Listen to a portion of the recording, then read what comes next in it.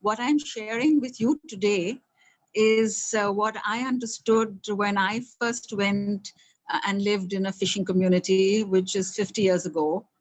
And I lived there for a whole decade. And that's how I got to understand the community and learn about the fishing from the community. And I have been relating to the community since. So I have seen the massive changes that have been taking place. And that's the reason why I know that even the meaning systems change as time changes. And I'll try to explain this gradually.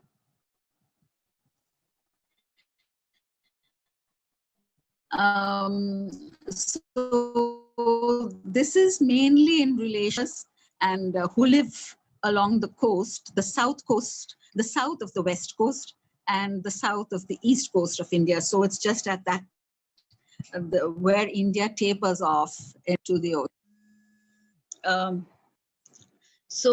Most of these communities also, except for Tirunelveli area, are generally Christian, with pockets of Muslim fishers and Aryar Hindu fishers. But as the categorization of the so-called caste system goes, they are included in the backward caste communities of the hierarchy. So, of course, today fishing seems much easier than it was in those times. And that's because of the way mechanization has been introduced into the community. 50 years ago, and then a few still in many areas, these fishers generally use the catamaran, which is the 4 logs of wood which are tied together. And they have exceptional skill. In fact, these fishers of the southern coast of the country have been termed as the most skilled fishers worldwide. And this has been declared by, FAO scientists who've interacted with fishers world over. So their skill is based on their science. And their science is an integrated science of how they understand the tides, the currents, the colors, and the bed of the ocean, which provides the habitat for the life in it and the life chains as they depend on each other. So how one species relates to the other. I guess you learned all this when you spoke about, when you discussed with Nithi about the interrelationships in the ecosystem. So how they understand the weather, the winds, the sky, and then the stars and the moon. So this is all part of their understanding because it's the understanding and the interrelationships between all these sciences, which today as young people you would learn as oceanography or hydrology or geomorphology, ecology, astronomy. So this is what a modern day education would segregate all these sciences. But for the fishers, it's a holistic science of how all these relate to each other in order to be able to help them to fish. So unless they understand these interrelationships, they cannot fish. So they cannot come back with fish. So this is, I think, what is admirable about these people, something that they learn by practice, something that they learn from their elders, and then something that keeps them going. So for me, when I first went to live in this community, I was totally baffled by the way the fisherman came back to the shore exactly from where he left. In those days, he did not have any instruments. They have many more instruments today. But in those days, the fisher had nothing. And he would be able to leave the shore from his own home village and return to the same spot coming back. Just like his wife would be able to spot him right out at sea and know it's exactly him who's coming back, even if there were 50 or 100 similar catamarans way out at the horizon, which I would not be able to identify. So this is the brilliance of this community, of the people who lived by a certain practice and were able to understand, sustained by their fishing. So for the fishing community, the ocean is considered mother. In fact, she's referred to as Kadalamma. Now, Kadalamma provides for her children. Hence, there is no need to accumulate. So if you're lucky, she gives you today, and tomorrow she may not. So if I'm the one who gets today, then I share with the others who don't have today, and I can depend on them tomorrow. So even in the village, I would see, children from one home coming and eating in another home. And I wondered initially, why? What happened? Is your mother ill or something? And no, the fact was just, his father didn't get fish, so he can come and eat here. And so it was such a collective community spirit that of sharing and caring for each other. So while this was the positive side of this belief system that, Kadalamma would give us for tomorrow, there was no need to worry. So I will come to this later, because for those of us who have come from much more modern way of living, we would always think we have to save up, we have to accumulate for tomorrow.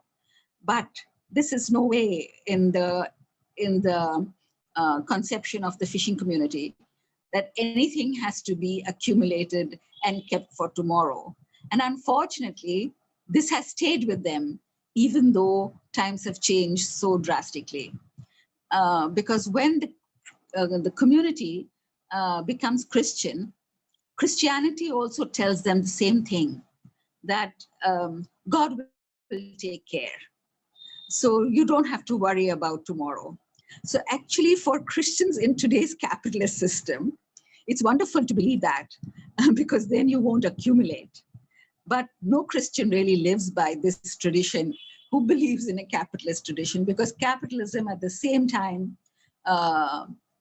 capitalism was driven by the Christian spirit to say you have to work so hard that your future depends on your hard work. So this was the logic for the growth of capitalism in the West, that you had to work hard and you had to be answerable to God. And therefore, what you earned and what you achieved was what you gained from hard work. So that is the spirit of capitalism, the way it grew in the West. But the way it was lived by fishing communities was, in a way, much more genuine, because they lived on a resource which was given by God. It was there in nature. It was in plenty. So don't take more than you need. That was the logic with which they lived. So there was no need to accumulate, because if you didn't get today, you would get tomorrow. So this was the different logic about how the fishing community saw nature, which was generous and which was there for sustaining us, and the way the capitalist spirit of hard work transformed Western culture to be so driven by accumulation, by the process of accumulation. So even in this system of fishing, the fishers therefore didn't give any wages. When you fished, you got a share of the catch of that day. So today, if I had a boat and if I had the net of the season, then I got an extra share. But tomorrow, when I fished on your boat, because you had the net for this particular season, then I would get a share for going fishing on your boat. Now, why did that happen? It's because fishers had a series of nets, a variety of nets, and each net meant for a particular season, meant for a particular variety of fish. So they had multiple nets, and each net was used only at a particular time. And those times were based on their understanding of the seasons. So depending on which first moon, which disappearing moon, they would be able to understand which of the species of fish would be in plenty at that particular time, and therefore what particular net they would use. So when I was in the fishing community, there were at least about 8 to 12 different types of nets for the different seasons in which the fishers fished. And each net was made of a different thickness of either coir or twine, which was what nets were made of those days. So this is how the fishers fished, and they only caught fish in season. They didn't catch fish out of season. So this was another science as to know which fish was spawning at a particular time, and therefore which nets were not used so that those particular fish would not be caught. And the size of the mesh determined the size of the fish that they would also catch. So the little ones would be left out, and those would be the ones that would grow larger for the next season.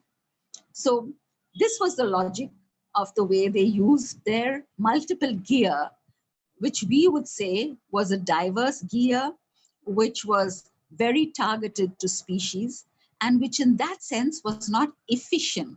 Because in today's fishing, everybody speaks of efficiency. But so efficiency to take as much as you can. But in their logic, efficiency meant to take only what you should take. That was the meaning of efficiency in their terminology. So this sharing system, of course, is then what builds a community on much more equity. That today, yeah, maybe I get a share for my boat and for the fact that I worked on the boat. So I would get 2 shares. But if it was not my boat and if it was not my net, then I would get only 1 share. But since different people in the community had different nets, everybody, in a sense, was equal. This was a sense of equity that existed. But along with this, of course, went different beliefs of purity and impurity. Like, for instance, when I was, initially in the community, I often wondered why early in the morning, before going to sea, a fisherman would have a nice big bath at the well before going to sea. I said, hey, but what's this? He's going into the water. Why should he bathe before going into the sea? And then the women would laugh at me. And they gradually explained to me that, you see, he's not clean because we slept together last night. So he's going to Kadalamma. Therefore, he should clean himself and then get into the water. Oh, I said, so that means the interaction between male-female in fishing communities is considered impure. Also, that a woman has not been allowed to get into the water. And she can only go on the celebration days of Christmas, for instance. Women are allowed to go on boats. But otherwise, you don't see women from fishing communities getting into the sea. Of course, you would see them in estuarine areas, as Debashish will explain, where they also collect fish. But that's a different fishery.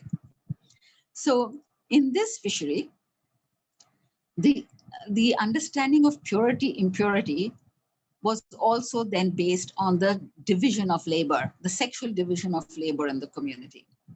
So while men fished, women took that fish to market to sell and converted it into money and other food for themselves.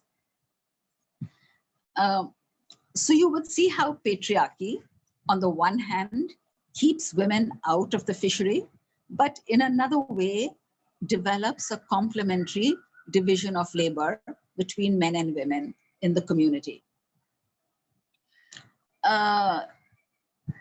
Even in the West, in the Western world, years ago, the same system existed.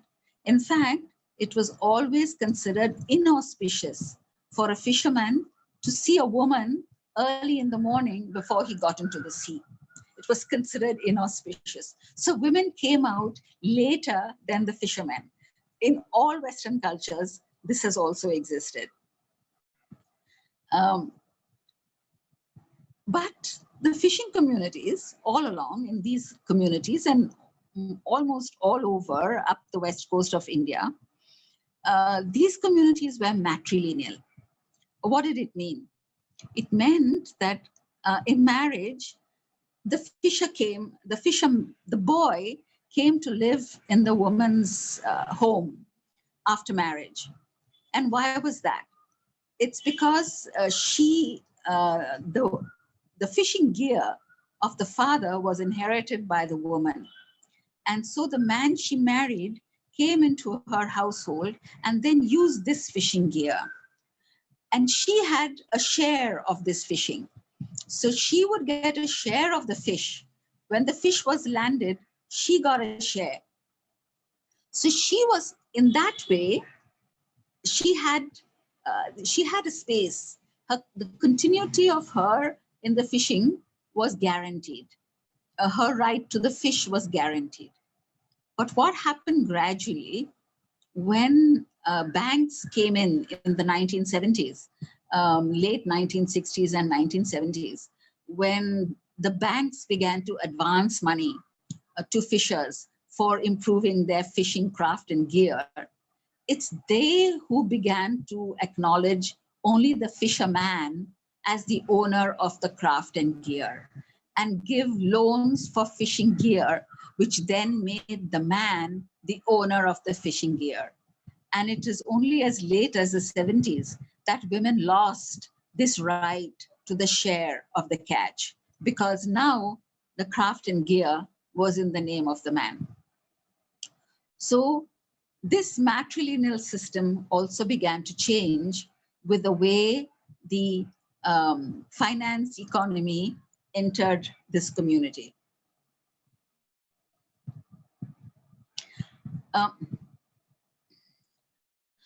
So over time, you would begin to see how the values of the traditional community began to be juxtaposed with the values of modern capitalism. So, and together with this, the religious institutions play a very important role. Talking about fishing communities, the Christian fishing communities, it's the church which plays the leadership role in these communities. While as among the Hindu communities, in Tamil Nadu coast, you still have the caste panchayats, which play a very important role in decision-making in communities. While as in the Christian communities in this fishery, that is the catamaran small-scale fishery, it's the church which plays a major role. Now there, again, you will see how the church appropriated the rights of the fishing and the dependence of the community on them. So just as you probably talked about the commons in the morning, the fishing community will say, this is Kadalamma, this is God-given, and so this is to be protected. So what is God-given then becomes the right of the church. So if God is giving you something, then you give to the church simultaneously. And so the church then institutes a tax system on the community. And it's through collection of the tax that these huge churches have been built all along the coast. And this is not only in India. In fact, this system of the Padruado, now you folks are sitting in Goa, where you heard somebody speak about the rampon net from Goa. Now, this rampon net was brought by the Portuguese to India. And their system of collecting tax which was called the Padroado system in Portugal, also came along with the collection of tax in Goa and all along the west coast of India. So the tax system then was really the way in which the church kept control over the community, and till today keeps control over this community. Now it's a very high tax because even the way the tax is collected is through an auction system. So it's not as if the church collects a tax directly. It auctions the right to collect the tax. Now, the highest bidder, the guy who bids highest, he says, okay, I'll give you 1 crore this year. So he bids and the church says, okay, it's 1 crore. So who is the guy who bids? It's a merchant. It's normally a fish merchant bids for this. So this fish merchant, since he has bid and got the right to collect the tax, then he's the guy who has the right to collect the tax when a fisher comes back with his fish on the shore. So you see, here you have a dual play between the guy who is the merchant simultaneously selling the fish of the fisher, but paying also the tax to the church. So the role of this merchant becomes extremely crucial because as you would understand, the fisher then would take an advance from the merchant when he needs to go to fish because he needs some investment. Since he doesn't think about tomorrow, no fisher has ever any saving. And therefore, you have these great merchants, very paternalistic merchants who say, okay, we advance you the money. And when he advances, then he has the right to sell the fisher's fish. And in doing so, he determines the price of the fish. And while determining the price, he cuts the 10% that is supposed to go to the church. So this is the cycle of tax and the way the fisher is controlled through the tax system by the merchants with their allegiance to the church. So when we, of course, started working in the fishing community and realized that this nexus exists, we decided that this has to be overthrown, that you are free. The church has no right to auction a tax. If you want to pay money, and which of course the fishers all wanted to do, then we had said you can pay directly to the church, your 10%. And well, it's a long story, but this is what we did. This is the organizing work we did in the community to build the fishers cooperatives. And the cooperative paid directly the 10% to the church without going through the moneylender and the merchant. So this is the way the church kept control of the community. And of course, you know that this church is very patriarchal. Women had no voice. And therefore, the priest would determine all the other ritual and all the other, numerous functions that the church would organize in the community. So these values of what was traditional and what got superimposed by what was modern continued to plague this community. People used it for and against their own advancement. Then at the same time, you had, with the coming of education, the education system was a modern system, gave no value to manual work. And so fishing was despised. You are smelly. The children would be told in school, oh, don't come, you are smelling of fish. So children actually refused to go to school because the schools, which were Christian, run by nuns and priests, would have this very derogatory way of referring to the children who smelt of fish. So of course, it was necessary that children realized that it's not because of the fish, but it's because maybe we should bathe a couple of times before we go to school. So this was easily overcome. as children began to understand that, yes, if we bathed and we were clean, then they cannot hold this against us. And gradually, more and more children began going to school. But women were not allowed to go on the buses because they also smelt of fish. And because fish was supposed to be a smelly product. So that was the first struggle that women organized. Long before the fishers organized, the women organized for their right to go on transport buses to the market. Now, this was a big shock to people in the city, because women came out on the public street with their baskets and to say that they wanted the right to go to market on the public transport. So first of all, it was a shock because no women had ever got onto public transport. They walked with these huge baskets of fish on their head for miles, going and coming. And it was considered, weird to get onto the bus with your baskets. But vegetable vendors were getting onto buses. So why not fish vendors? So when the women got on strike and went to meet the transport minister, then he laughed. He said, "Hey, look, but don't you know that fish is such a smelly commodity?" Then she said, "Sarah, do you eat fish? Don't you eat my fish? How will it reach you? How does it reach you? Don't you think you have to facilitate us to come to the market to sell our fish?" He was a very nice guy at that time. He understood the issue.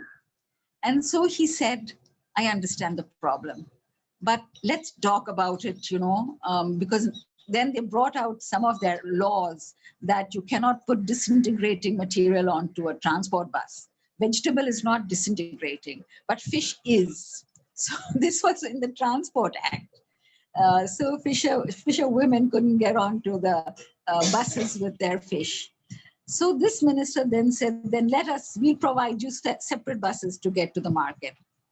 And that is how, in those days, the Matsya Fair, the Fisheries Corporation, established different buses for women to go to market.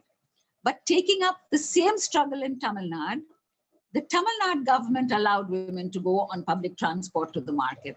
And they provided buses which had a special facility to keep their baskets on the bus itself.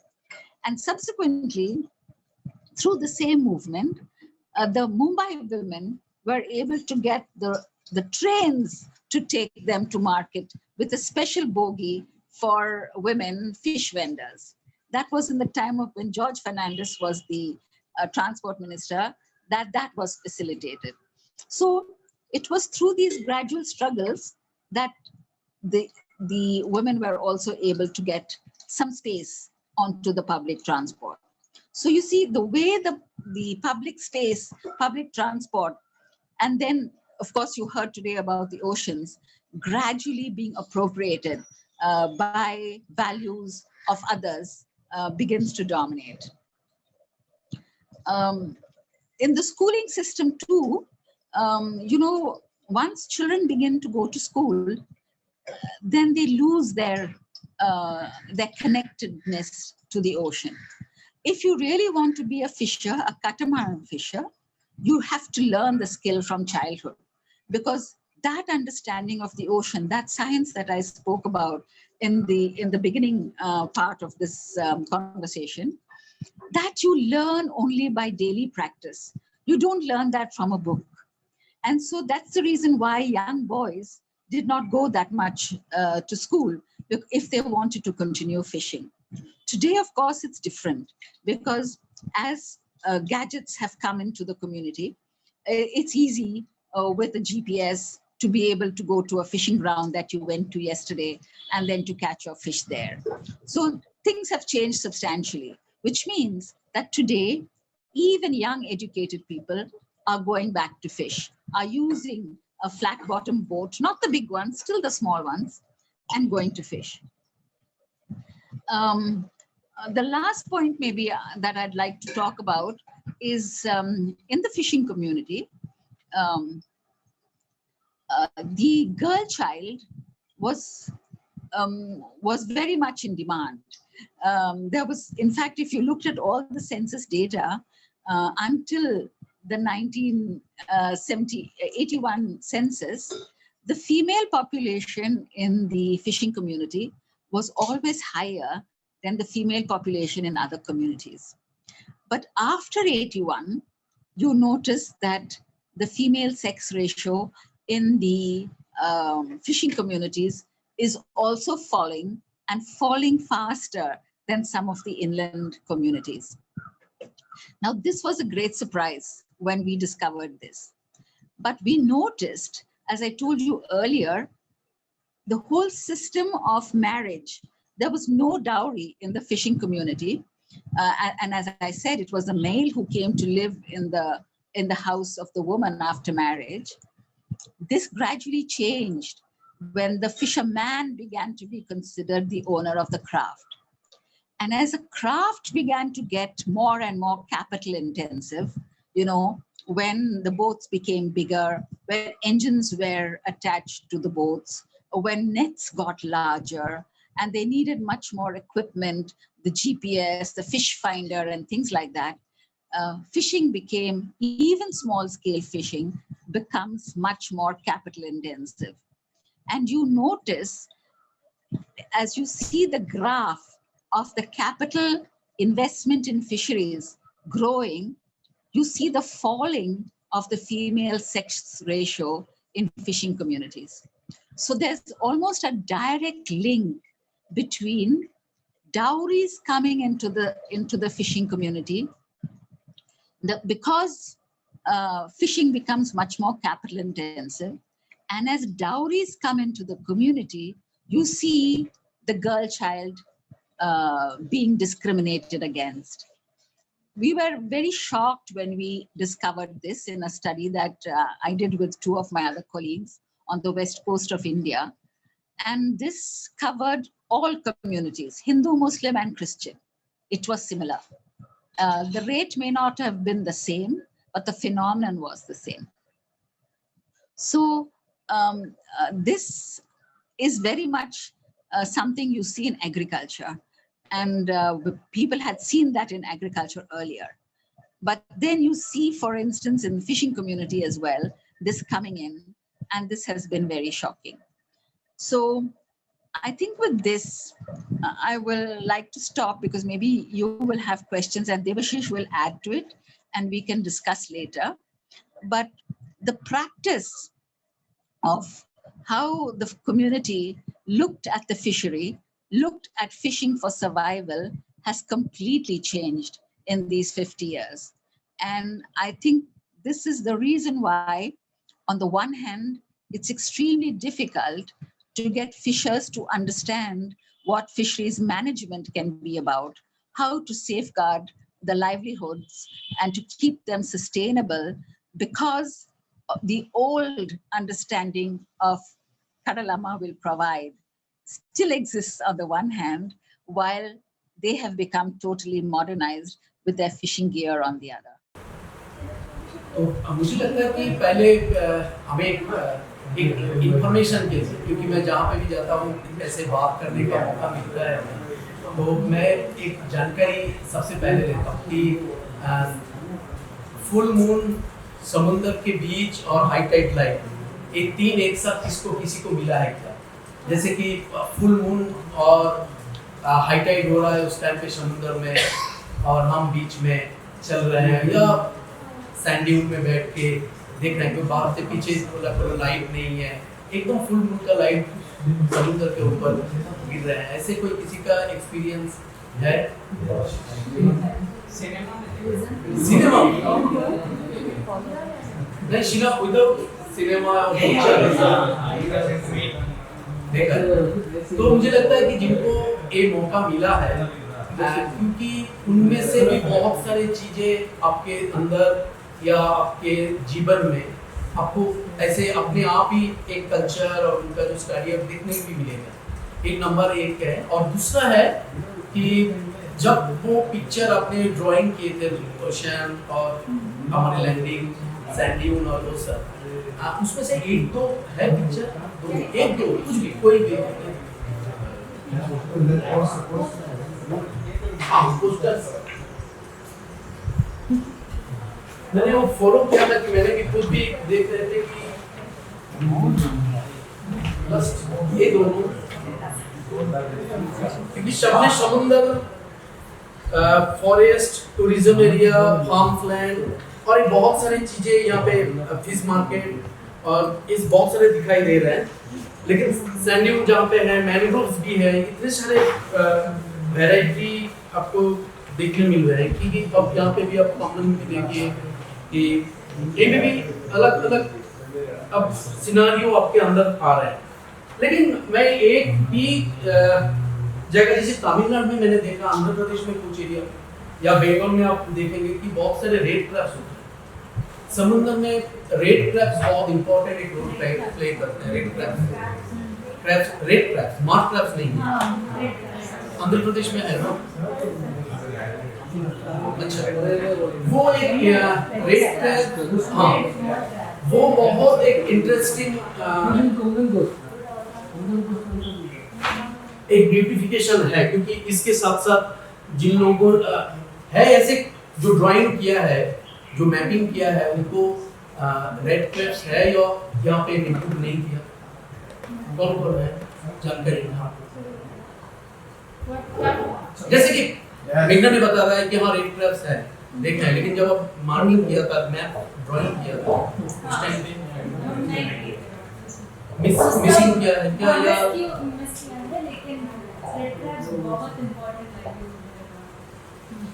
क्योंकि red crabs naturally कोई खाता नहीं है, जैसे कि mark crabs को हर तरीके से लोग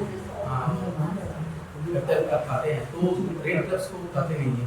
जहाँ पे मैं देख रहा था कि जहाँ पे मैंग्रोव्स मैपिंग किया गया, जहाँ पे सैंडड्यून मैपिंग किया गया, जहाँ पे इतने सारे वैरायटीज और भी है, जहाँ पे सॉल्ट प्लानिंग का बात हो रही है, इको टूरिज्म की बात हो रही है, तो मैंने सोचा कि रेड क्रैब्स क्यों नहीं था। और एक था आइपोमिया, क्योंकि वो बीच वेजिटेबल का है, क्योंकि वो चलते हैं जैसे कि हाँ रूट्स हैं, क्योंकि उनका जो फ्लावर है बहुत इंटरेस्टिंग है। मैं भी जब कोस्ट घूमा था तो बहुत सारे, मैं केरल में भी देखा, तमिलनाडु में भी देखा, आंध्र प्रदेश में भी देखा और बेंगल में तो है ही। वो आइपोमिया उनको बोलते हैं, बोटानी जो स्टूडेंट है उनके लिए बहुत इम्पोर्टेंट एक वो चीज है।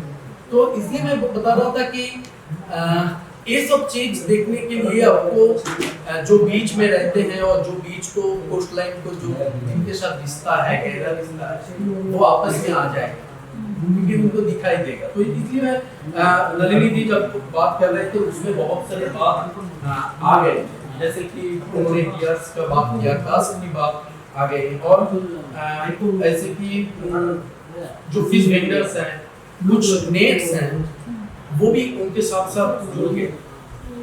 एक्चुअली मेरा एक्सपीरियंस जितना थियोरेटिकल नहीं होगा कि मैंने जितने दिन हमने मछुआरे के साथ या मेरे जो गांव है जो देखा, मैं वही एक्सपीरियंस में शेयर कर सकता हूँ। इससे ज़्यादा मेरे पास ज़्यादा एक्सपीरियंस या थियोरेटिकल ऐसे कुछ बिल्कुल मेरे पास अनुभव कम है। मैं इसलिए बता रहा था कि जिन्होंने यहाँ पे है जो आप अलग अलग दिशा में, जैसे कि अभी तो अभी काम कर रहे हैं क्योंकि मंथन के साथ जो जुड़े हुए हैं, मैंने उनसे देखा था कि वो हमारे साथ भी कुछ काम अभी हो रहा है। जो सिनारियो अभी पूरा चेंज हो रही है पूरे ऑल ओवर कोस्ट लाइन पे, क्योंकि उसमें आप फिशरीज में देखेंगे, फिशरीज में तो हर बात होता है कि मछली पकड़ना, सुखाना और उसको साथ सेलिंग करना एक काम है, और उसमें से अलग अलग तरीका है। जैसे कि अभी स्मॉल स्केल आ रही है, ट्रेडिशनल एक है, और एक मेकनाइज्ड या मेकनाइजेशन उसको क्या बोलते हैं कि ट्रॉलिंग, बॉटम ट्रॉलिंग, पासिंग, ऐसे बहुत सारे टाइप का गियर्स अभी इस्तेमाल हो रहे हैं। तो इसके साथ साथ आप देखेंगे कि ये जो पूरा जो नॉलेज है वो ट्रेडिशनल नॉलेज के साथ जुड़ा हुआ है, लेकिन फिशिंग आज नहीं है। मछली पकड़ना आज के 2021 में या 20 साल पहले हो रहा है ये भी नहीं है, बहुत पुराना सा एक ट्रेडिशनल एक स्मॉल एक सेक्टर है जहाँ पे अभी एक इतने वैरायटी चेंज करके आया है। तो इसके सब में एक देख रहे थे कि अभी जो पूरे इस सिनारियो में मुझे लगता है कि 2-3 चेंज बहुत बोलना बहुत मुझे जरूरी है। सीधा ठीक लग रहा है ना? तो इस चेंज को बोलना बहुत जरूरी है। मैं इसलिए बता रहा था कि पहले कि आप रेड क्रब्स बहुत एक इम्पोर्टेंट चीज होता है, जो सैंड ड्यून पहाड़ की जैसा सैंड ड्यून कोस्ट लाइन में दिखाई देता है। अभी वो सैंड ड्यून अभी सैंड माइनिंग हो रहा है। मैनग्रोव्स या बहुत सारे कैजुलिना ट्री यहाँ पे अभी बहुत होता है, तो ये सब अभी बहुत कम हो रहा है। तो मुझे लगता है कि एक टाइम है जहाँ पे कोस्ट लाइन को उनका एनवायरनमेंट, उनका इकोलॉजी और उसके साथ साथ जो लाइवलीहुड जुड़े हुए हैं, ये बहुत पुराना है। इसको बचाना और इसको बचाने के लिए हमें जो प्रयास करना है वो हम हर दिन करते रहना चाहिए, करना भी जरूरी है। और जो लोकल जो लोग हैं गांव में, वो भी वो प्रयास कर रहे हैं उनको बचाने का। तो अभी जो चेंज हमें क्योंकि ये जो कल्चर, लाइवलीहुड और उसके साथ साथ जो फिशरीज के साथ जो संपृक्त है, जुड़े हुए हैं, वो हम देखेंगे कि एक पूरा जो प्रक्रिया है, आप स्मॉल स्केल में देखेंगे वो कलेक्टिव वे में।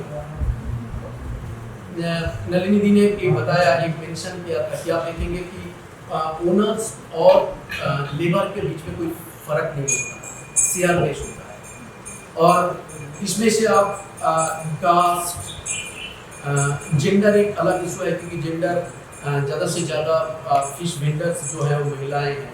लेकिन वेस्ट बंगाल में हम देखेंगे कि बहुत कम लोग है जो मछली खुद नाव चलाकर मछली पकड़ने के लिए भी जाते हैं। सुंदरवन में बहुत सारे हैं, वो मैनुअल बोट को लेकर क्रैब और कुछ मछली पकड़ने के लिए जाते हैं। तो और हमारे साइड में ईस्ट मिदनापुर, साउथ में डिस्ट्रिक्ट, उड़ीसा में 1-2 जगह है जहाँ पे महिलाएं खुद बोट लेकर समुद्र में मछली पकड़ने के लिए जाते हैं। ये चेंज हुआ है, लेकिन ज़्यादा तरीके से महिलाएं वेंडर्स के लिए काम करते हैं। लेकिन मैं इसलिए कलेक्टिवली मैं इसलिए बता रहा था, जो आप मैकेनिज्म में इस वैरायटी और इस तरीके से कल्चर आपको दिखाई नहीं दिया जाएगा, दिखाई नहीं देगा। एक देखना, और वो हर जगह पे आप स्मॉल स्केल में देखेंगे कि ये जो कलेक्टिव वे में जो काम होता है, ये ओनली ट्रेडिशनल एक स्मॉल स्केल में होता है।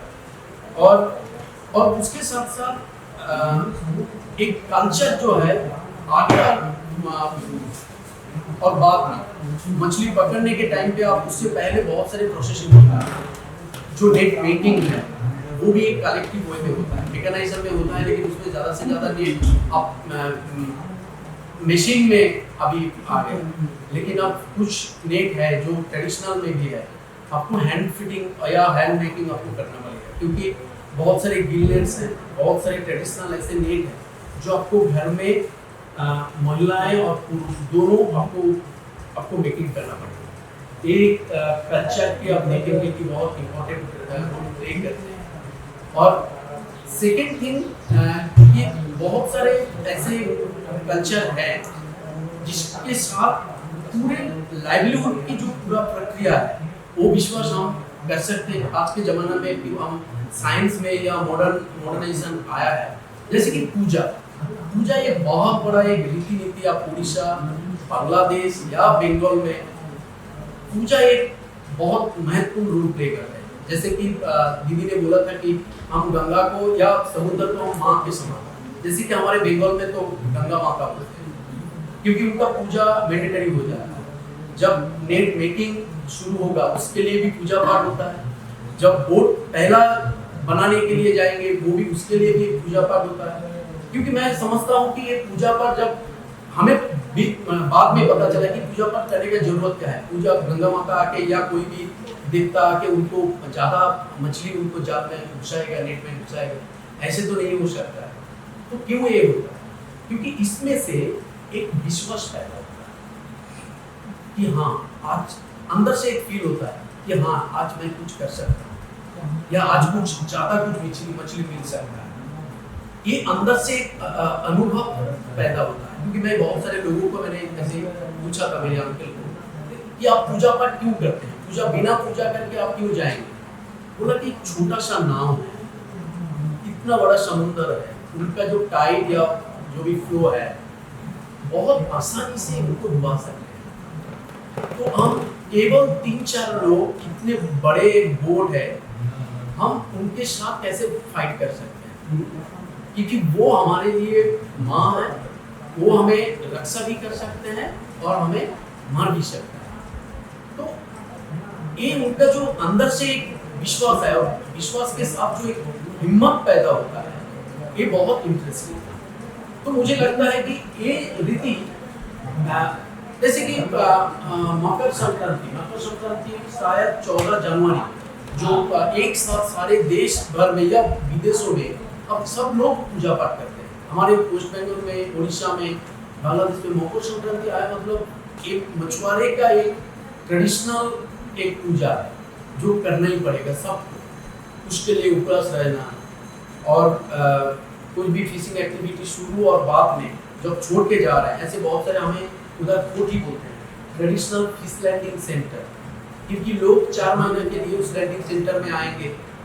जैसे हरिपुर या मंदारमनी में ऐसे नाम बहुत पॉपुलर है, इसलिए मैं बता रहा हूँ। ये एक फिश लैंडिंग ट्रेडिशनल बीच फिश लैंडिंग सेंटर है जहाँ पे लोग आते हैं, और 4 महीना के लिए वो टेम्पोररी एक हाट रखेंगे, उसके साथ साथ मछली सुखाना और मछली को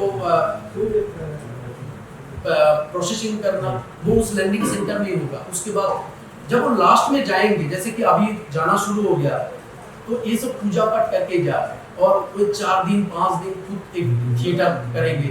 अपन मछुआरे लोग अपने गाना होगा, अपने से पूजा पाठ के साथ साथ और भी बहुत सारे कल्चरल एक्टिविटी भी उनके साथ साथ होगी, क्योंकि पूरा 4 दिन उनके लिए एक महत्वपूर्ण रोल प्ले करते हैं। क्योंकि अब उसमें से क्या होता है, जो मनी डिस्ट्रीब्यूशन, क्योंकि उस टाइम पे तो हमें इतना सोचा नहीं था, जब ये सब अभी आ रहा है, ये मनी डिस्ट्रीब्यूशन, जो लोग क्या जो भाजी बेचते हैं, 4 महीना उतना उनका टाइम नहीं है, मछुआरों के भी आके वो थोड़ा रिलैक्स करके थोड़ा भाजी खा ले, या कुछ खाना दुकान से ले ले, तो मजा करके थोड़ा बिरयानी वो सब, थोड़ा एग रोल खा ले, ऐसे उनका कभी, क्योंकि 4 महीना उनके लिए बहुत महत्वपूर्ण रोल प्ले करते हैं, क्योंकि इस 4 महीना या 5 महीना के ऊपर पूरे साल भर का कमाई या खाना पीना उसके ऊपर होगा।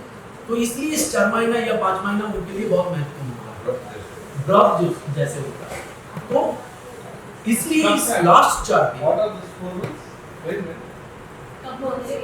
कब एक, जब 4 महीना मतलब सितंबर, अक्टूबर, नवंबर, दिसंबर,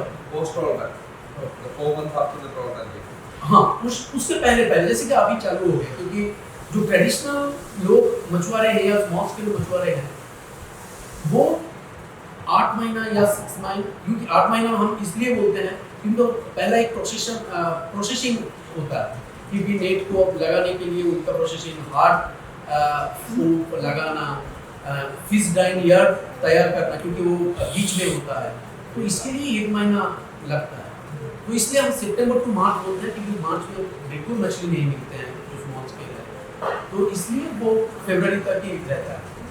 तो ये जो चेंज है, या ये जो पूरा कल्चर में आ रहा है, जैसे कि आप सुंदरवन में जाएंगे, आप सुंदरवन में देखेंगे बहुत सारे लोग टाइगर से बचने के लिए बॉन्डी की पूजा करते हैं, वो एक नेचुरल, क्योंकि वो एक कल्चरल इवेंट है। बॉन बीबी गान भी होता है, बहुत सारे मंगल गान भी होता है। मंगल मतलब वो, जैसे कि मनसा पूजा, जो सांप का देवी जो है मनसा, क्योंकि उनका एक गाना खुद का होता है।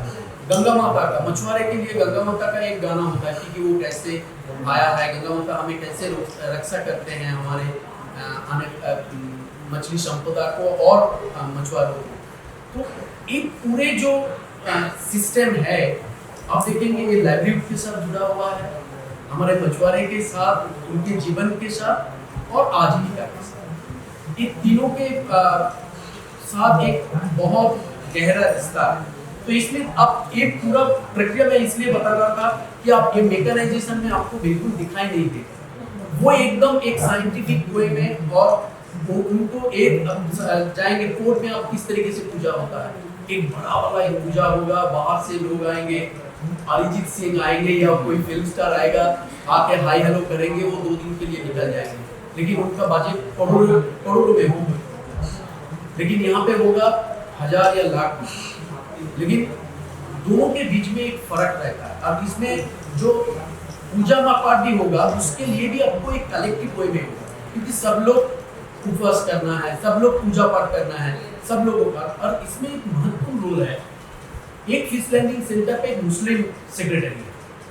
जैसे कि तमिलनाडु में जैसे कि उनका एक पंचायत होता है, जैसे हमारे फिश लैंडिंग सेंटर में उधर भी एक पंचायत होता है, उसके अंदर उस फिश लैंडिंग सेंटर के अंदर कोई गलत काम कर दे या किसी का रेट कोई चोरी कर ले, ऐसे नहीं होता है, बहुत कम होता है। तो वो ट्रेडिशनल जो लैंडिंग सेंटर का जो खोटी हम बोलते हैं, उनका जो सेक्रेटरी प्रेसिडेंट है, उनका जो कमिटी है, वो तय करेगा कि उनका क्या साझा हो सकता है या गलती किया है नहीं किया है, वो तय करेगा। कोई पंचायत नहीं तय करेगा या कोई पुलिस तय नहीं करेगा, कोई नहीं तय, कोर्ट भी नहीं तय करेगा, वो खुद बैठ के तय करेगा। क्योंकि ये जो सिस्टम खुद से बहुत पुराना एक सिस्टम है, 60-70 साल पहले से ये आ रहा है, लेकिन इसमें से अभी तक जिंदा है, लेकिन अभी बहुत सारे पॉलिटिकल पार्टी का इन्फ्लुएंस अंदर आने का कोशिश हो रहा है। और मैं ये भी बोल सकता हूँ कि एनएफएफ में हमारे वेस्ट बंगाल में खोटी रोल में एनएफएफ का रोल एक बहुत महत्वपूर्ण है। जैसे कि मछुआरे जो फिश वेंडर्स वुमेन्स हैं, एक दादन पत्रोबार बोल के एक वेस्ट बंगाल में बहुत बड़ा एक पॉपुलर लैंडिंग सेंटर है, फिश लैंडिंग सेंटर। आज से 50 साल पहले ऐसे होगा या 40 साल पहले, महिलाओं को कम्युनिटी में आना और ऐसे बैठ के बात करना इम्पॉसिबल। और महिलाएं आके कोई भी मीटिंग हो रहा है तो बैठ के पीछे से या दरवाजा से एक क्या बोलते हैं घूंघट लगाकर आके थोड़ा कान लगा के ऐसे सुनेगा कि क्या बात कर रहे हैं।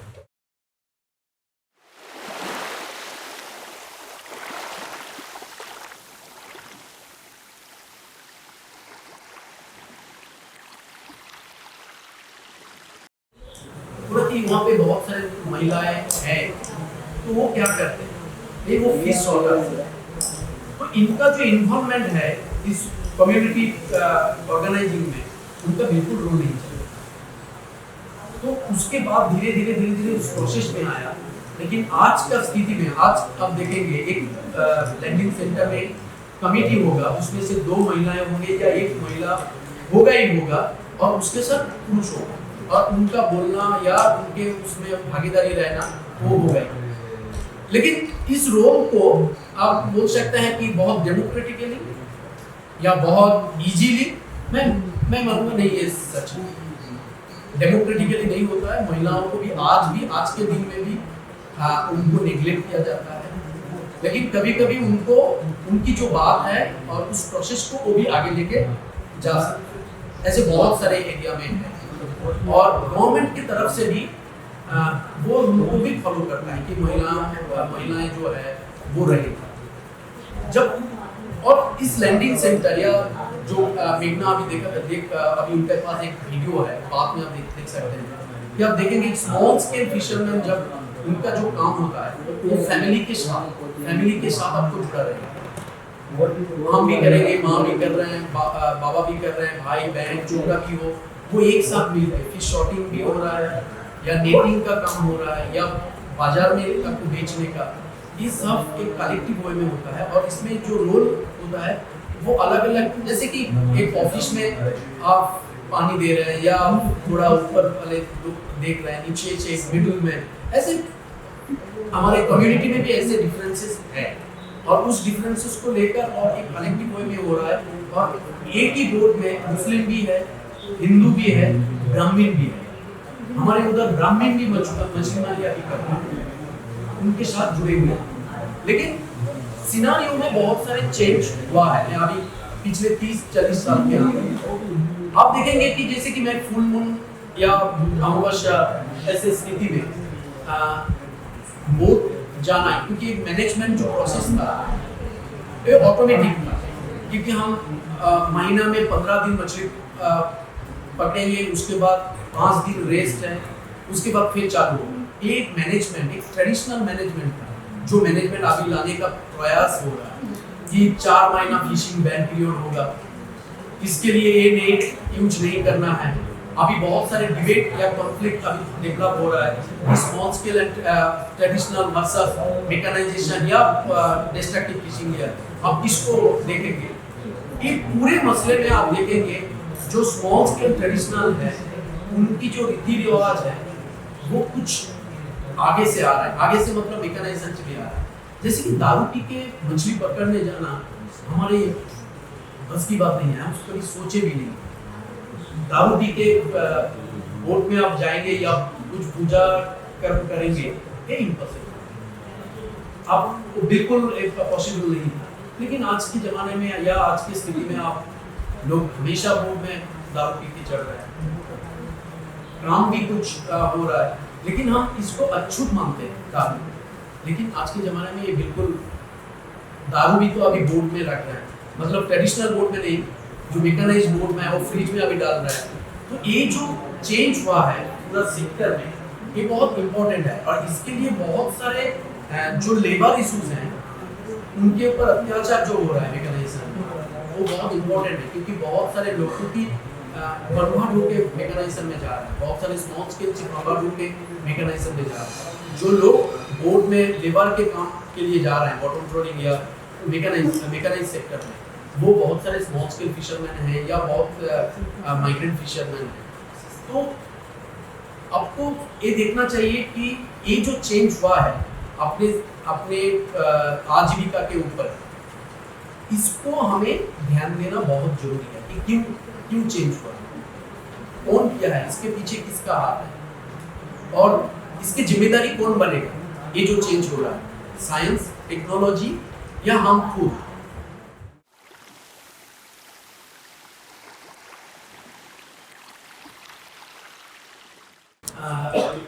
मेकनाइजेशन का एक चेंज हो रहा है। मेकनाइजेशन मतलब जिसके पास पैसा है या जिसके पास लोन मिल सकता है, बैंक लोन या दूसरे एनसीडीसी का बहुत सारे लोन है, वो उनके पास मिल सकता है। तो ये मछुआरे हैं जो मेकनाइजेशन खरीद रहे हैं या कोई दो टाइप का है। एक तो नीचे से ऊपर तक जा रहा है, धीरे धीरे जा रहा है, और ऐसे बहुत सारे लोग हैं, ज्यादा से ज्यादा लोग हमारे उधर वो बाहर से आ रहे हैं। वेस्ट बंगाल से नहीं, बाहर से मतलब बाहर उनका जो लाइवलीहुड, जैसे कि उनका कुछ अलग सा कंपनी है या दूसरे कुछ काम में है, फार्मलैंड में थे या कुछ नौकरी के थे या कुछ बिजनेस, दूसरे बिजनेस में है, वो मछुआरे कम्युनिटी का नहीं है, मछुआरे भी नहीं है, लेकिन ये यहाँ पे इन्वेस्ट कर रहे हैं। देखिए यहाँ पे दीघा है, शंकरपुर है, जैसे पारादीप है, हावड़ा है, ऐसे बहुत सारे, उड़ीसा का ये नाम भी है। ये सब लोग इस पोर्ट में आप देखेंगे जगह अलग से उनका लाइवलीहुड का 2 सीट करके ही क्या है, वो इन्वेस्ट यहाँ पे कर रहे हैं, वो इन्वेस्ट कर रहे हैं। और हमारे जो छोटा मछुआरे का गियर क्या होता है, पैसिव गियर, बिनाइन है, लेकिन अभी वो फास्ट हो रहा है, मेकनाइजेशन की तरफ जा रहा है। क्योंकि हम कितने कम समय में, उनका एक ही सोच है कि कितने कम समय में कितने ज़्यादा मछली हम कर सकते हैं, कितना कम लेबर में हम ज़्यादा मछली कर सकते हैं, ये उनका प्रैक्टिस है। एक सवाल है मेरा कि वेस्ट बंगाल में या फिर ईस्टर्न कोस्ट में आप बताइए कि जो समुद्र में मछली पकड़ने के लिए जो लोग जा रहे हैं, वो क्या किसी खास जाति के हैं, खास स्पेसिफिक कास्ट के हैं? मतलब जो मछुआरे हैं वो किसी खास कास्ट के हैं या कोई भी आदमी मतलब मछुआरा? देखिए आपके पास तो एक कोलीवाड़ा है, कोली एक है, हमारे उधर एक राजवंशी कास्ट है जो मछुआरे के साथ, जैसे कि हम उनका लास्ट में रहेगा बर्मन या बर, तो आप उनको समझ लेना कि ये मछुआरे कम्युनिटी तो वो समुद्री मछुआरे हैं, सामुद्रिक मछुआरे। क्योंकि नदी का सिस्टम अलग है। नदी का, जैसे कि आप नॉर्थ बंगाल में जाएंगे, उधर बर्मन या राजवंशी का एक अलग सा कास्ट है, मंडल ऐसे सात नेम जो है, मंडल, बर्मन, तो एक नदी या इनलैंड साइड का मुख्य रूप से उनका काम वही है। हाँ, वो वही है, क्योंकि ज़्यादा से ज़्यादा लोग जो कोस्टल एरिया में रहता है वो नज़दीकी है, 10 किलोमीटर 15 किलोमीटर के अंदर वो समुद्र में आके वो स्मॉल स्केल हो सकता है या मेकानाइजेशन में, लेकिन मेकानाइजेशन में बहुत दूर से भी आ रहे हैं। कलकत्ता से लोग भी आके दीघा में आप 200 किलोमीटर आके इन्वेस्ट कर रहे हैं। कमर्शियल फिशरी हो गया। हाँ, क्योंकि इंडस्ट्रियल सेक्टर, जैसे कि अभी तक बात यही हुआ कि जो लोग प्रैक्टिस कर रहे हैं इंटेंसिव प्रोन एक्वाकल्चर या इंटेंसिव एक्वाकल्चर, क्योंकि मुझे पिछले महीना मेरे एक दोस्त है सिद्धार्थ और एक दोस्त है लोकल, तो हम गए थे मोइना मॉडल देखने, मैं यूनिवर्सिटी से आके मोइना मॉडल लेकर, तो अच्छा हाँ वो तो मोइना मॉडल वो रोहू, कतला, साइप्रस ऐसे बहुत सारे फिश हैं। इंटेंसिवली 14 लोगों के पास 300 हेक्टेयर जमीन है, 200 हेक्टेयर जमीन है 14 लोगों के पास, और मोइना एक ब्लॉक है उस बेंगलोर में जिसको गवर्नमेंट उनको प्रमोट कर रहे हैं। उसमें बोल रहे हैं कि क्योंकि ये इंटेंसिव प्रोन एक्वाकल्चर के जैसा ही है, बोल रहे कि इसको प्रमोट करना चाहिए क्योंकि और भी प्रोडक्शन बढ़ेगा, और उस प्रोडक्शन बढ़ने के उसके लिए क्या इस्तेमाल, ऑक्सीजन आपको देना पड़ रहा है, फीड देना पड़ रहा है, मेडिसिन हार्मोन्स आपको बहुत देना पड़ रहा है, क्योंकि 1 बीघा जमीन या हाँ 1 बीघा जमीन अभी उनका कितना स्क्वायर मीटर होगा वो भी 2000 मछलियों को छोड़ रहे हैं, क्योंकि कितना इस इंटेंसिव हो रहा है। और उनका जो इन्वेस्ट है 200 हेक्टेयर जमीन 14 लोगों के पास है, और उसमें कैनल में या नदी में पानी नहीं है। अभी वो क्या कर रहे हैं, ग्राउंड वाटर को इस्तेमाल कर रहे हैं। एक भी पैडी लैंड मोइना में एक ब्लॉक में बचे नहीं है, और उसको प्रमोट गवर्नमेंट कर रहे हैं कि मोइना मॉडल को इस्तेमाल करना है। हर साल बजट में आप देखेंगे 2, 3, 10 ऐसे मोइना मॉडल को प्रमोट करते हैं। ये इंटेंसिव मोइना एक एरिया, एक ब्लॉक एरिया।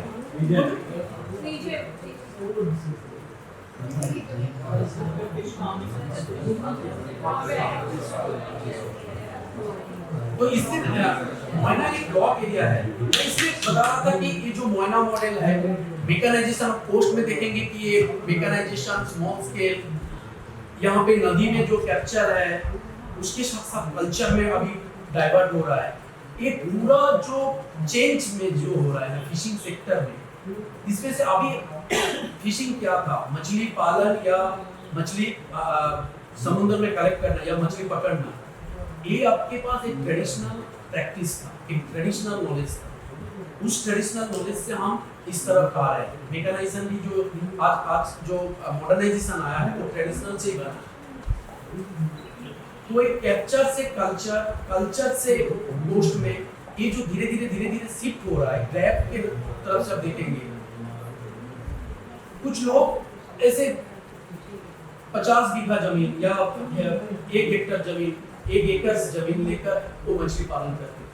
खुद का जमीन है, वो पालन कर रहे हैं, वो खुद के लिए, वो अपने परिवार के लिए पालन कर रहे हैं, और कुछ होगा साल में एक बार वो बाजार में लेके जाएंगे, और उसमें से वो प्रैक्टिस उनका एक ट्रेडिशनल प्रैक्टिस था। उससे पहले क्या था, क्योंकि जो पैडी लैंड है, उस पैडी लैंड में जब बारिश के टाइम पे वो खुद मछली ऐसे ही अपने आप ही ग्रो किया था, और उसको वो मार्केट में लेके जाते हैं। तो अभी क्या किया, धीरे धीरे उस प्रोसेस को भी बंद कर रहे हैं। अभी पैडी में बहुत सारे पेस्टिसाइड यूज हो रहा है, केमिकल्स और भी यूज हो रहा है, तो इसके लिए जमीन में पैडी लैंड में अभी मछली बंद हो रहा है। तो लोगों ने धीरे धीरे उनको एक एक्वाकल्चर जैसा अभी एक सिस्टम में लेके आ रहा है कि ठीक है, ये पैडी को अलग से होगा, एक्वाकल्चर अलग से होगा। जो मिक्स कल्चर था वो एक्वाकल्चर भी अभी डाइवर्ट हो गया, और एक्वाकल्चर के साथ साथ जो इंटेंसिव एक्वाकल्चर में जा रहा है उनके लिए पूरे सिस्टम बदल रहा है। इंटेंसिव एक्वाकल्चर के इंटेंसिव ड्रोन एक्वाकल्चर, आप एक बार दिमाग में सोच लीजिएगा कि कैसे सोशियो इकोनॉमिक चेंज होता है। उसके साथ साथ गांव का एक जो ट्रेडिशनल कल्चर रहता है, लोगों का एक सोच रहता है, वो कैसे बदलता है। एक एग्जांपल की तरफ से, मेरे एक गांव एकदम समुद्र के नजदीक है, बहुत उसमें पैडी लैंड है, सामने समुद्र है, कैजुरीना का बहुत बड़ा एक जंगल है, बहुत बड़े बड़े सैंड ड्यून, जैसे पहाड़ जैसा सैंड ड्यून है। लोग गांव का जो घर है, आप एक रास्ता से दूसरे रास्ते में आप देखेंगे कि उनका उस तरफ गांव है, आपको पता नहीं चलेगा जब इस रास्ते में आप चलेंगे, क्योंकि इतना बड़े बड़े पेड़ है, जंगल है, उसके बाद फिर गांव है, लोगों का घर है, तो इतना ब्यूटिफिकेशन है। अभी क्या हो रहा है उसमें, इंटेंसिव प्रॉन एक्वाकल्चर, क्योंकि बहुत नजदीक उनको कैनल मिल रहा है, समुद्र का पानी कैनल से हाई टाइड लो टाइड हो रहा है, और उस इंटेंसिव प्रॉन एक्वाकल्चर में लैंड किसका है? पैडी लैंड, जहाँ पे धान और खेती वेती होती है। अभी वहीं पे वो प्रॉन एक्वाकल्चर कर रहे हैं, लेकिन वो पानी कौन सा ग्राउंड पानी इस्तेमाल कर रहे हैं? सॉल्ट वाटर, और ग्राउंड वाटर ऊपर से नीचे से ले रहा है मिक्सिंग करवाने के लिए, क्योंकि pH balance, water pH balance को करने के लिए। कौन लोग कर रहे हैं? कितने लोग गाँव का कर रहे हैं? मैं हार्डली मेरे गाँव में 12 लोग होंगे, तो उसमें से 4 या 5 लोग होंगे जो इस एक्टिविटी में जुड़े हुए, नहीं तो बाहर से लोग आके अपना जमीन है तो बोल रहे हैं कि आप आपको 25,000 रुपया देंगे साल में, तो आप दे दें, क्योंकि आपकी जमीन में कितने पैडी आप लेते हैं, तो बोल रहे कि नहीं, हार्डली हमें 8,000 प्रॉफिट होता है साल, 10,000 प्रॉफिट होता है, नहीं आपको मैं 25,000 देगा। लोगों के दिमाग में जो चेंज हो रहा है, और उसके साथ साथ लोगों के जो सामाजिक, जैसा हम देखने के बाद दादा कैसे हैं, दीदी कैसे हैं, अभी वो चेंज हो गए, शिफ्ट कर रहे हैं। जब हम गांव में जाएंगे तो पहले कहाँ से आ रहे हैं, अभी परिवार का बात नहीं होगा, ये जो सोशियो कल्चर का जो चेंज हो रहा है ये बहुत महत्वपूर्ण है। सेकेंड, गांव में क्या होता है कि कुछ भी ओकेशन होता है, एक पाड़ा में बहुत सारे, जैसे कि शीतला माता, एक गांव में हर पाड़ा में एक शीतला माता होता है। शीतला मंदिर जहाँ पे रहेंगे, मतलब वो जो निजिट्स होता है या निजिट्स का और एक दूसरा टाइप है, तो वो उसका देवी जो है वो शीतला माता है। जैसे कि मनसा वो स्नेक का, गंगा जो चिकन पॉक्स वो शीतला का है। तो अभी वो पूजा का जो स्टाइल और उनका जो सिस्टम है, वो कल्चर है, वो ट्रेडिशनल बिल्कुल नहीं, खत्म हो चुका है, क्योंकि गांव का लोग का इन्वॉल्वमेंट बहुत कम होता है, सब बाहर से हायर करके लेकर अभी उनका काम हो रहा है, क्योंकि पैसा हमारे पास है। तो पैसा के साथ साथ हमारे जो सोच भी वो बदल रहा है, गांव का जो कल्चर है वो भी धीरे धीरे शिफ्ट हो रहा है। ये बहुत इंपॉर्टेंट है, इसलिए बता रहा हूँ। तो आप बोलेंगे कि आप कोई पुराना वाला कल्चर में रहेंगे, नहीं, हम भी तो धोती नहीं पहन के, हम तो जींस पहन रहे हैं, बहुत अच्छी कुर्ता भी पहन रहे हैं, लेकिन ये देखना है कि हम जिसलिए कुर्ता पहन रहे हैं, जिसलिए जींस हम पहन रहे हैं, तो वो कंफर्टेबल के साथ साथ भी हमको खुद भी हम थोड़ा सा बदल कर रहे हैं, वो मैं मानता हूँ, लेकिन हम कंफर्टेबल भी फील कर रहे हैं, और सोशल में भी उसका भी एक इम्पैक्ट होता है।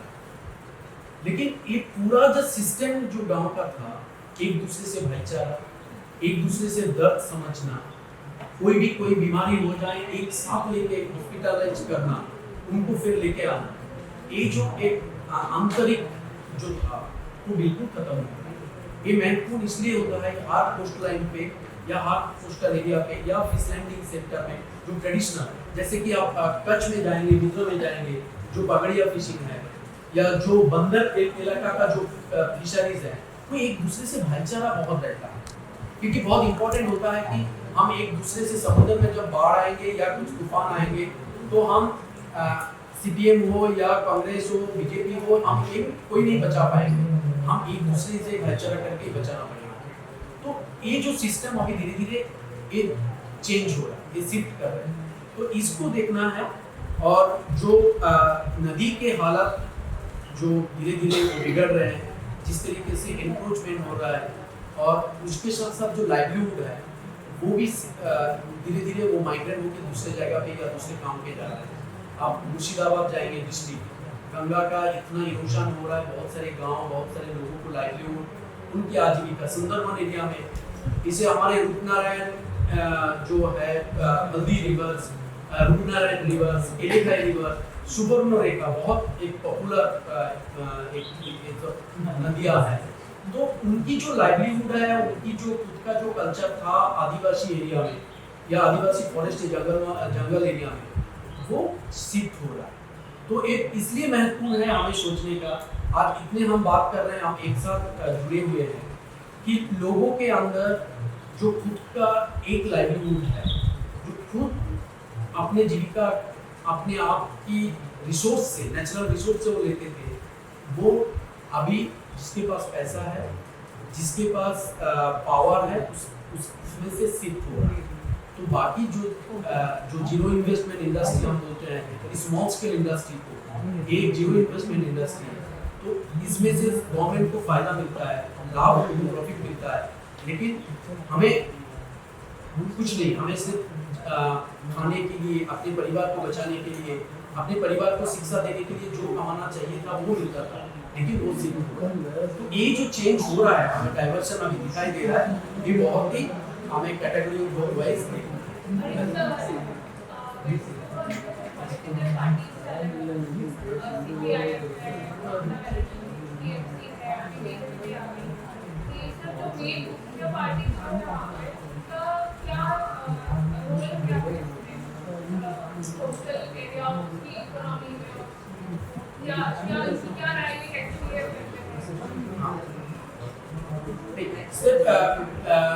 अभी मेरा जो इतना था, तो इन फ्यूचर मैं लास्ट में ये बोलूँगा कि इन फ्यूचर सस्टेनेबल और स्मॉल स्केली आपको एक बचा सकते हैं और इंडस्ट्री को इसका अच्छा मुझे लगता है कि नहीं तो ये मेकानाइजेशन और भी क्या बोलते हैं कॉर्पोरेट लेवल जो आप फिशिंग सेक्टर फिशरीज आ रहे हैं, कि बिल्कुल हमारे सस्टेनेबल और इन फ्यूचर बिल्कुल हमें कुछ नहीं दे सकता।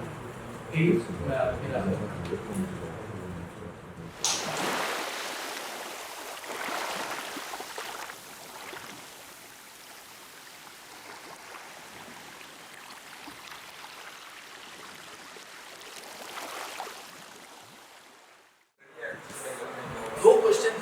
एक तुम्हारा और एक लोकल जो पॉलिटिकल सिचुएशन है वो क्या है, वो किस तरीके से जो देख रहे हैं अभी कोस्टल इशू हुआ है अभी। मुझे लगता है कि डेवलपमेंट एक ऐसे चीज है, और आप किसी में आप एक पार्टी से दूसरे पार्टी में जा रहे हैं, दूसरे पार्टी से और एक पार्टी में आ रहे हैं, तो आप बार बार देखेंगे कि नेम ऑफ द डेवलपमेंट एक आसानी सा एक लॉलीपॉप है। आप बोल देंगे कि आप क्यों जा रहे हैं इस पार्टी में, तो हम डेवलपमेंट के कारण और भी डेवलपमेंट चाहिए। तो 2021 के बाद इंडिपेंडेंस के बाद अभी तक कुछ भी डेवलपमेंट नहीं हुआ। तो मैं इसलिए बता रहा था कि जैसे कि एकदम नया एक इशू है हमारे पॉलिटिकल सिनेरियो में, अभी वेस्ट बंगाल में इलेक्शन है, ताजपुर डिस्ट्रिक्ट तृणमूल में बोल रहे हैं कि हम खुद ही करेंगे, हम स्टेट जो है वेस्ट बंगाल स्टेट को खुद डीप सी पोर्ट बनाएंगे। और नितिन गडकरी वो भी बोल रहे हैं कि डीप सी पोर्ट हम बनाएंगे। ममता बनर्जी बोल रहे हैं कितना जॉब होगा, जॉब 25,000। नितिन गडकरी बोल रहा है कि जॉब क्रिएट होगा 5 लाख। लेकिन इंटरेस्टिंग बात यही है कि हम 2 साल पहले हम एक डॉक्यूमेंट्री फिल्म बनाए थे, एक 6 मिनट का एक डॉक्यूमेंट्री फिल्म। उसमें से जो लोग ग्राउंड लेवल पे है वो क्या सोच रहे हैं, सिर्फ उनकी बात, उनका सोच ही हम केवल जो फिशिंग में है उस मंच के।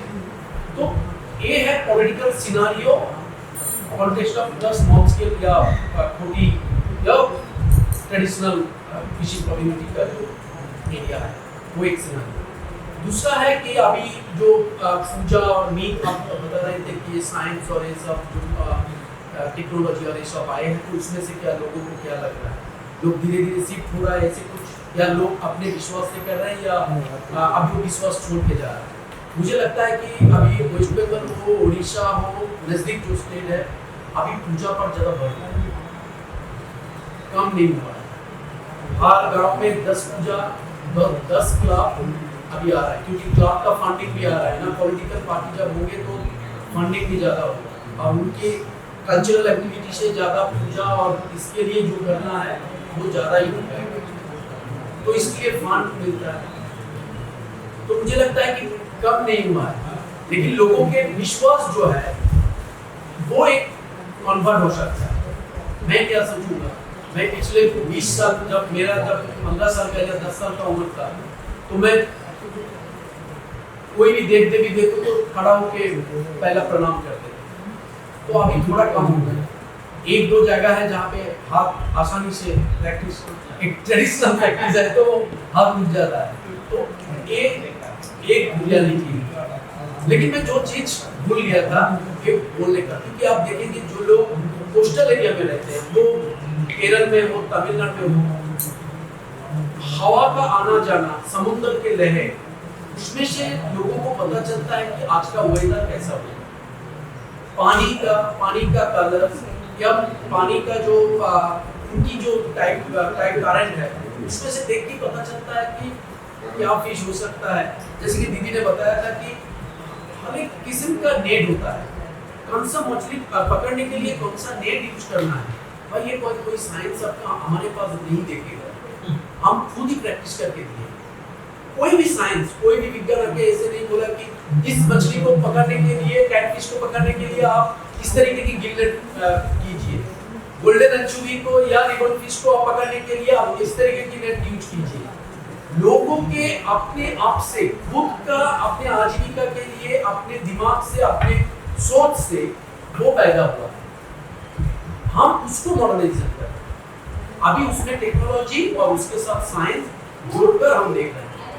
मैंने सुना है एक स्टोरी, क्योंकि बहुत सारे स्टोरी कम्युनिटी में आप जाएंगे तो बहुत सारे स्टोरी, ये भूत प्रेत का बहुत सारे स्टोरी जैसे होंगे, ऐसे बहुत सारे स्टोरी आप मछली पकड़ने के टाइम पे भी आप देखेंगे कि ऐसे कुछ लोग थे कि हमारे इधर फिक्स्ड बैग नेट, तो ट्रेडिशनल या नेट है, फिक्स्ड बैग नेट, जैसे गोल्ड नेट होगा शायद महाराष्ट्र में, तो फिक्स्ड बैग नेट जब कुछ लोग पेशादार ऐसे कुछ लोग थे, एक एरिया का, दो एरिया का कुछ लोग थे, उनको हम हायर करके लेके आते थे।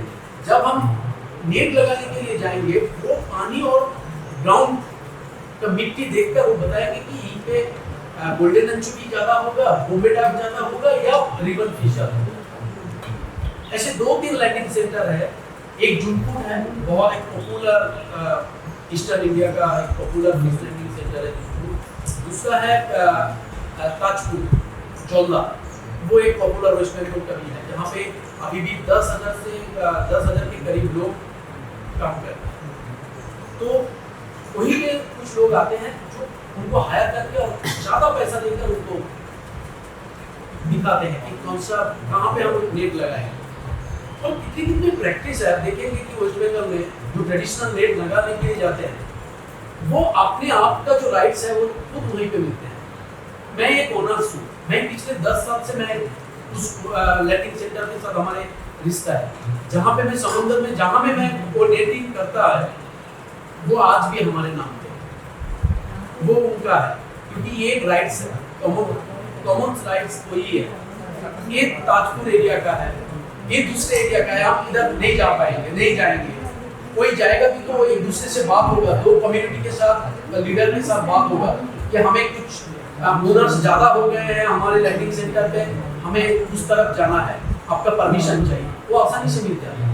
ये बहुत एक इंटरेस्टिंग सोशल जो इंटरेक्ट होता है लोगों के अंदर, वो अभी भी है। जो लोग पिछले 50 साल 60 साल एक जगह में कहाँ पे किया है, समुद्र में 10 किलोमीटर 12 किलोमीटर जाके वो नेट लगाते हैं, कहाँ पे लगा रहे हैं, वो उनके राइट्स अभी के हैं। जैसे कि हम पट्टा बोलते हैं, वो पट्टा अभी के, जब तक वो नहीं बोलेंगे कि आप आज से आपके लैंडिंग सेंटर छोड़ के दूसरे लैंडिंग सेंटर में जा रहे हैं, तब तक वो उनके नाम पे है। और एक है जो बता रहे, एक सेकंड क्योंकि नहीं, तुम्हारा एक बात है कि लोग क्या इस्तेमाल करते हैं कि बहुत सारे, जैसे स्टिंग रे है ना, स्टिंग रे जब काटता है उसका बहुत पेन होता है, दर्द बहुत होता है, जिसको मारा है तो उसको ही पता चलता है कि स्टिंग रे का दर्द क्या होता है। बहुत बड़ा एक अटैक होता है, बहुत सारे लोग उनका वो बैठते हैं। उसके लिए लोकल लेवल पे कुछ ग्रास या कुछ पेड़ का रूट्स हैं जो उनको लगा देते हैं, मलहम पट्टी करके लगा देते हैं। वो बहुत इंपॉर्टेंट काम करते हैं, जितना दवाई जितना काम नहीं करेगा, तो बेहोश करने का या कुछ नींद दिलाने के लिए आप ऐसे कुछ दवा देंगे तो या पेन किलर देंगे, उसके बाद वो स्टिंग रे का दर्द को भूल सकता है या कम हो सकता है। लेकिन पेड़ है एक है, हमारे गांव में 2-3 लोग हैं जो उस पेड़ का रूट्स यूज करके उसमें लगाते हैं, बहुत जल्दी उसको दर्द कम हो। एक और बहुत सारे तो है, जैसे कि दीदी ने बोला कि बुखार का, जैसे जूट का पेड़ उनका जो लीफ है उसको ड्राई करके, किसी को बुखार होता था गाँव में, उस पेड़ को उस लीफ को ड्राई लीफ को आप पानी में रख दो 1-2 घंटा, उसके बाद पानी धीरे धीरे पियो तो बुखार अपने आप छूट जाए। ऐसे था जो क्या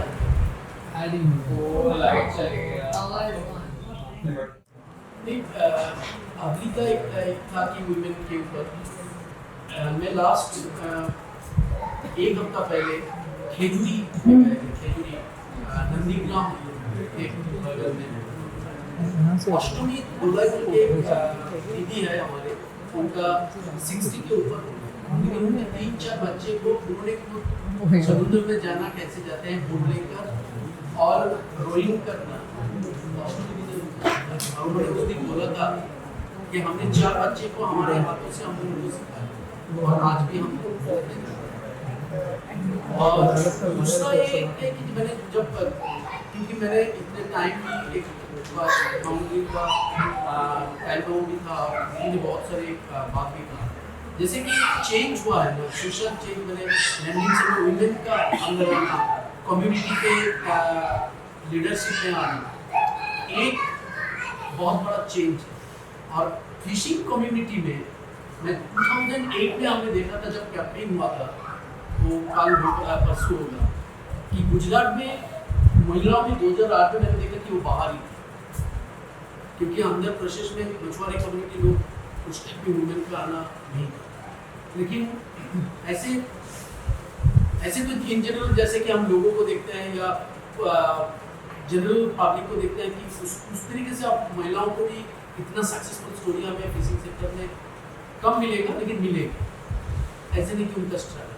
और मेरा लास्ट में जो कहना था, क्योंकि ये जो कल्चर, फिशरीज और एक्टिविटीज के ऊपर जितने सारे बात हुआ है, मुझे लगता है कि ये बहुत दिनों का एक प्रोसेस है।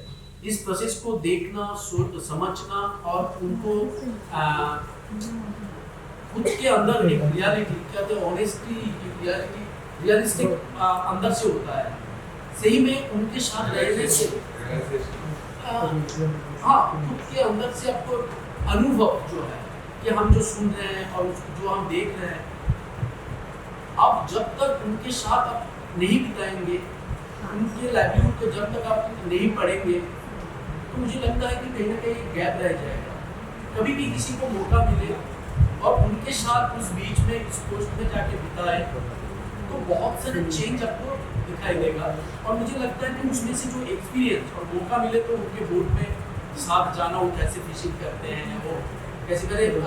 लास्ट टाइम में देखा था सविता और सिद्धार्थ दोनों, हमारे ज्योत्सना बोल के एक बहन है हमारे गांव का, वो उनके हस्बैंड दोनों फिशिंग के लिए गए थे और वो भी उनके साथ पूरे दिन भर गए। उनमें से जो वो जब आके एक्सपीरियंस हमारे साथ उनका एक्सपीरियंस शेयर कर रहा था, वो मुझे लगता है कि मेरे ऊपर भी बहुत सारे नए अनुभव उनके मुंह से भी हम सुन रहे हैं। तो मुझे लगता है जब आप कुछ लिखेंगे या कुछ सुनेंगे और उनके साथ बिताएंगे 1-2 दिन, मुझे लगता है कि बहुत सारे सिनेरियो में बहुत सारे आपकी जो सोच है वो भी बहुत परिवर्तन से ही आएगा। सेकेंड में जो लास्ट मैं जो कंक्लूड किया था, मैंने आज भी मानता हूँ कि मेकनाइजेशन या डिस्ट्रक्टिव फिशिंग या हमारे आने वाले इन फ्यूचर कभी सस्टेनेबल फिशरीज इन फ्यूचर हमारे जनरेशन के लिए दे नहीं सकते, कम्प्लीटली इम्पॉसिबल। ओनली एक है, सस्टेनेबल के लिए इन फ्यूचर आपको स्मॉल स्केल के ऊपर जाना पड़ेगा, नहीं तो आप जितने भी मैनेजमेंट कीजिए, जितने सारे पॉलिसी भी लेके आएंगे, उसमें बिल्कुल इम्पॉसिबल है कि इसको मैनेजमेंट करना सही तरीके से। ये मैं खुद मानता भी हूँ और इस प्रैक्टिस में हम भी इन्वॉल्व हैं। Thank you.